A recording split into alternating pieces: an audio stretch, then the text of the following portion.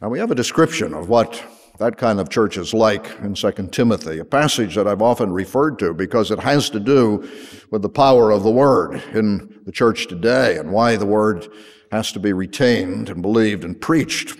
Paul writes in the 3rd chapter of that letter of the last days, and he says that in those last days there are going to be a lot of terrible things. People will be lovers of themselves, lovers of money, boastful, proud, abusive, disobedient to their parents, ungrateful, unholy, without love, unforgiving, slanderous, without self-control, brutal, not lovers of the good, treacherous, rash, conceited, lovers of pleasure rather than lovers of God. It sounds like the world in which we live. All you have to do is pick up the newspaper or a magazine any time at all. You find countless illustrations of every one of those vices.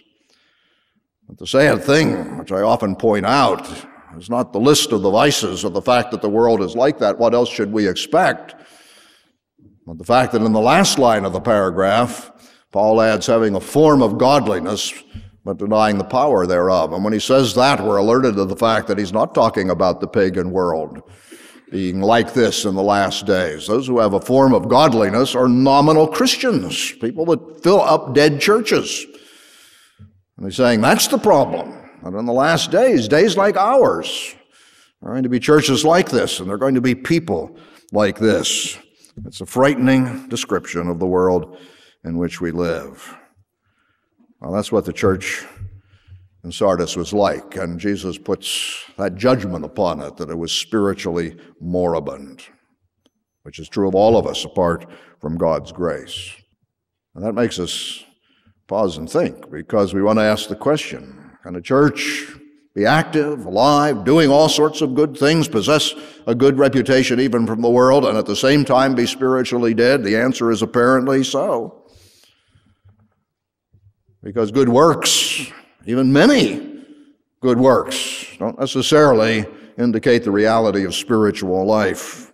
Remember what Paul said to the Corinthians.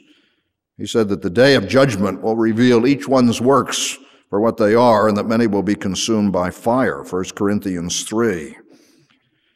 George Eldon Ladd called this a good picture of nominal Christianity, outwardly prosperous, busy with the externals of religious activity, but devoid of spiritual life and power. This church was like mighty Samson, the strong man of the Old Testament, who, when he was shorn of his locks, did not know that the power of the Lord had left him.